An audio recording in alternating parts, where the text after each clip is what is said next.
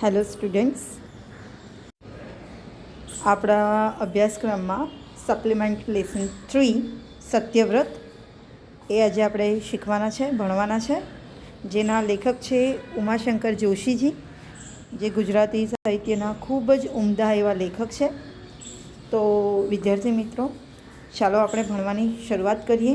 જેમ કે આપણે ટાઇટલમાં જ જોઈ શકીએ છીએ, લેસનનું નામ છે સત્યવ્રત. સત્યવ્રત એટલે શું છે કે જેમાં સત્ય બોલવાની વાત કરી છે, અને જ્યારે પણ જે કોઈ વ્યક્તિ સત્યવ્રત લે છે ત્યારે તેને સત્યવ્રત લેવા માટે કેટલી મુશ્કેલીઓનો સામનો કરવો પડે, પ્લસ એ નિભાવવા માટે તમે કોઈ પણ નિયમ લો, બરાબર, નિયમ લેવો સરળ લાગશે તમને, પણ એ નિયમ પર ચાલવું, એનું પાલન કરવું, તે ખૂબ જ અઘરી વાત બની જાય છે. તો અહીંયા પણ એવી થોડી ઘણી વાતો કરી છે લેખકે. તો ચાલો આપણે ભણવાની શરૂઆત કરીએ. લેખક શ્રી ઉમાશંકર જોશી, જેમનો જન્મ થયો 21/7/1911 અને જેમનું મૃત્યુ થયું 19/12/1981. Okay, 19 December 1988. Okay, Umashankar Jethalal જોશીનું વતન અરવલ્લી જિલ્લાનું બામણા છે. બરાબર, શું છે? અરવલ્લી જિલ્લાનું બામણા ગામ. તેમને કવિતા, વાર્તા, એકાંકી, નિબંધ, વિવેચન, સંશોધન, અનુવાદ, સંપાદનમાં ઉત્તમ પ્રદાન કર્યું છે. વિશ્વ શાંતિ, ગંગોત્રી, નિશિત, વસંત વર્ષા, ધારાવસ્ત્ર, આ બધા શું છે, એમણે જે રચનાઓ કરી છે કાવ્યોની, તેની વાત કરી છે. સપ્તપદી તેમના કાવ્ય સંગ્રહો છે. પ્રાચીના અને મહાપ્રસ્થાન પદ્ય નાટકના સંગ્રહો છે. પદ્ય નાટક એટલે શું કે છે નાટક પણ પદ્ય રચના, પોએટ્રીમાં લખાયેલા છે, પોયમ્સ લખાયેલી છે, બરાબર. શ્રાવણી મેળો અને વિસામો વાર્તા સંગ્રહો છે. સાપના ભારા, બરાબર, સાપના ભારા અને હવેલી નોંધપાત્ર એકાંકી સંગ્રહો છે. સંવેદન, કવિની શ્રદ્ધા, કવિની સાધના, અખો એક અધ્યયન તેમના મહત્ત્વના વિવેચન સંગ્રહો છે. આ ઉત્તમ સર્જકને રંજીતરામ સુવર્ણચંદ્રક, ભારતીય Sahitya Akademi award, Soviet line પુરસ્કાર, કુમાર આસન પુરસ્કાર તથા જ્ઞાનપીઠ પુરસ્કાર એનાયત થયેલા છે. તેમણે ભારતીય સાહિત્ય અકાદમીના પ્રમુખની જવાબદારી પણ સંભાળી હતી. બરાબર, આવી બધી ઉમાશંકરની જે સિદ્ધિઓ છે, પ્રસિદ્ધિ છે, તેમના બધા લેખ છે, તેની વાત કરી. હવે આપણે આગળ ભણીએ, લેસન ભણીએ. ચાલો શરૂઆત કરીએ. તો વિદ્યાર્થી મિત્રો, શરૂઆત થાય છે. એક વખત એક જૈન સાધુ વહોરવા નીકળ્યા હતા. વહોરવાનો અર્થ શું લેવાનો છે? એક જૈન સાધુ શું કરવા નીકળ્યા હતા? વહોરવા એટલે ભિક્ષાન્ન લેવા. હવે ભિક્ષા અન્નમાં સંધિ છે, 2 વર્ષ છે. શું સંધિ છે? ભિક્ષા પ્લસ અન્ન. ઓકે, ભિક્ષા પ્લસ અન્ન એટલે એવું અન્ન જે ભિક્ષામાં મળેલું હોય. હવે જે સાધુ લોકો હોય એ આપણને ખબર છે કે ભિક્ષા માંગીને જ ખાતા હોય.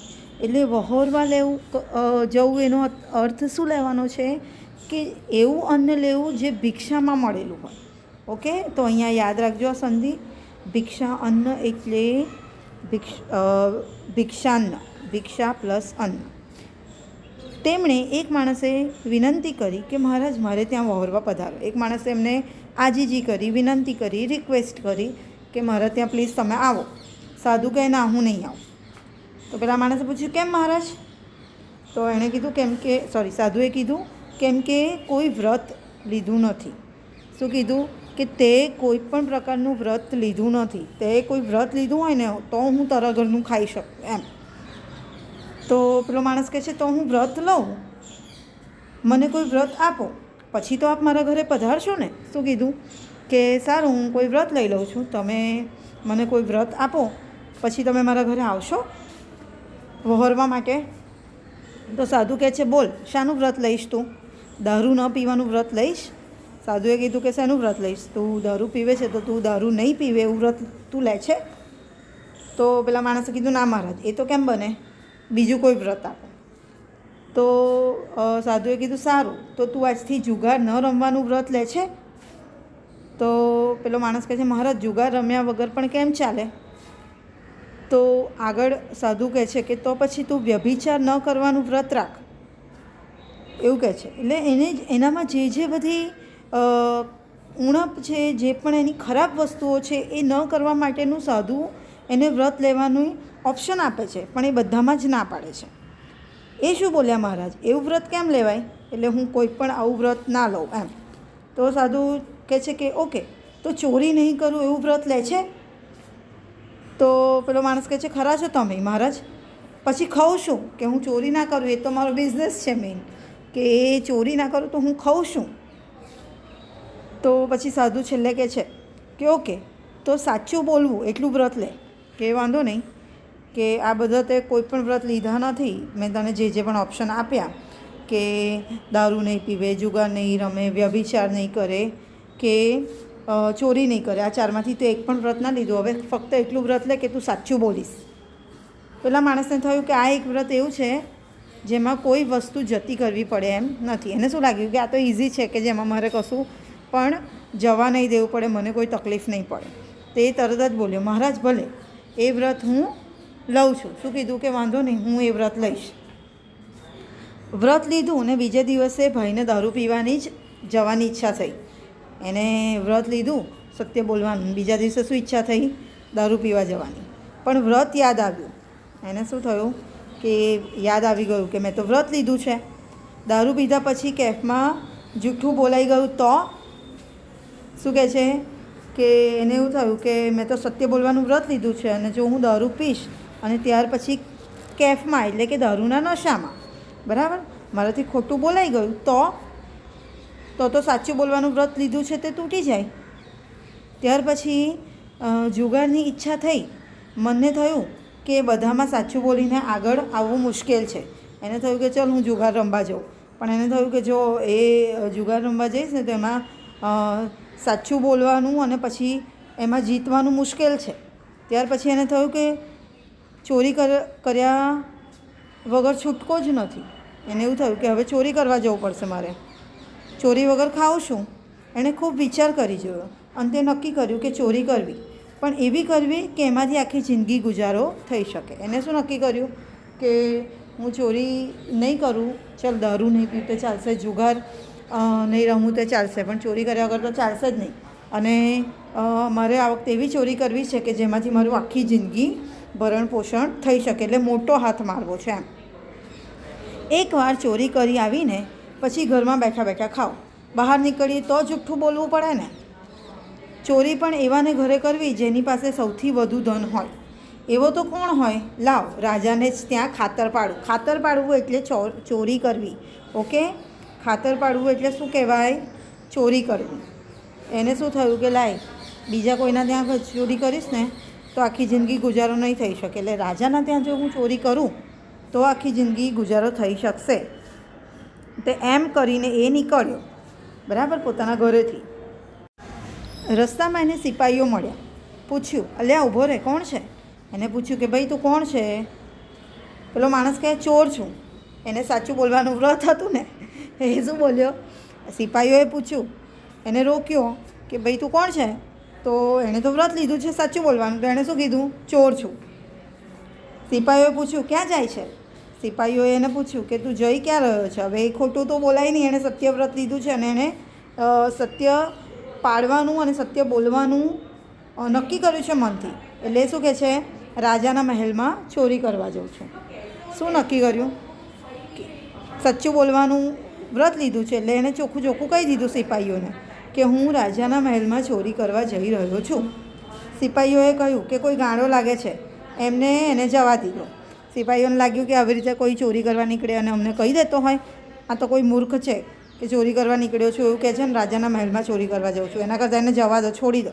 એટલે એ લોકો એને છોડી દીધો. રાજ દરબારની દોડી આગળ પણ એ પ્રમાણે થયું. રાજમહેલની નજીક પણ એક સિપાહીઓનો આખું વ્યવસ્થિત રીતે એમની ગોઠવણ કરેલી હતી સિપાહીઓની, ત્યાં પણ સેમ જ થયું. ચોર રાજમહેલ પાસે આવ્યો, છેક રાજમહેલની નજીક આવી ગયો. એટલે એ પ્રમાણે થયું ઇન ધ સેન્સ કે બધા સિપાહીઓએ પૂછ્યું કે તું ક્યાં જાય છે, કોણ છે, અને એમ કરતાં કરતાં એકદમ રાજમહેલની પાસે આવી ગયો. એક બારી ખુલ્લી જોઈને ઉપર ચડ્યો. તેણે જોયું કે એક વિન્ડો ખુલ્લી છે અને તે ઉપર ચડ્યો. બધી ચીજો જોવા લાગ્યો, ત્યાં બધી વસ્તુઓ જોવા લાગ્યો. આ તો મારે શા કામની છે, આને હું શું કરું? એ બધી ચીજ વસ્તુઓ જોવે છે અને એને એવું થાય છે કે આ બધી વસ્તુઓ મારી શું કામની. એટલે એક એક વસ્તુ જોવે છે અને વિચારે છે મનોમન કે આ વસ્તુ હું લઈ જાઉં પણ મારે શું કામ લાગશે, આ વસ્તુ હું લઈ જાઉં પણ મને શું કામ લાગશે, આવી રીતે. અને આને સંતાડવી ક્યાં આવે? ત્યાં રાજાના મહેલમાં તો મોટી મોટી બધી ચીજ વસ્તુઓ હોય.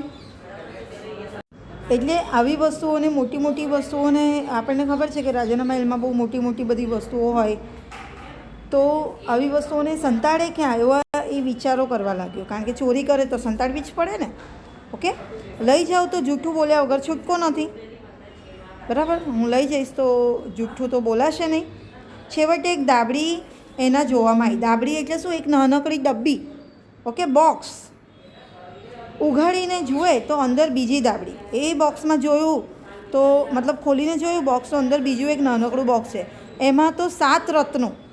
એમાં જુએ તો શું હતા? 7 રત્નો, જ્વાલ, એકદમ કિંમતી.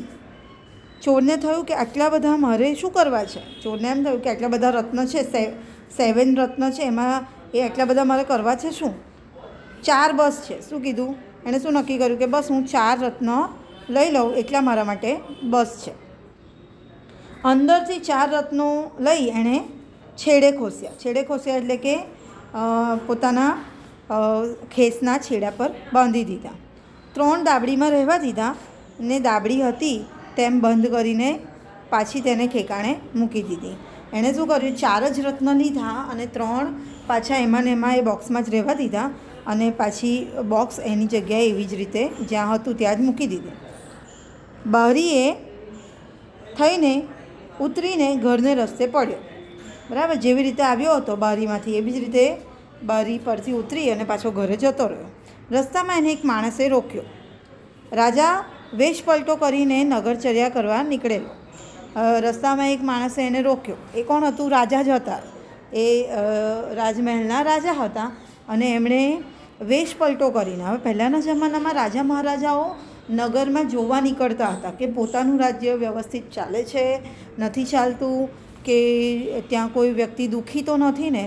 તો રાજા પોતાના વેશમાં નીકળે તો કોઈ એમને સાચી હકીકત કહે ના, એટલા માટે પોતે વેશ પલટો કરીને અલગ અલગ ભેષ બનાવીને નીકળતા હોતા હતા. એટલે અહીંયા પણ આ જે માણસ છે જે ચોરી કરીને આવ્યો છે રાજમહેલમાંથી, એને સામે રાજા જ મળે છે જેમનો વેશ પલટો એમણે કરેલો છે, બરાબર.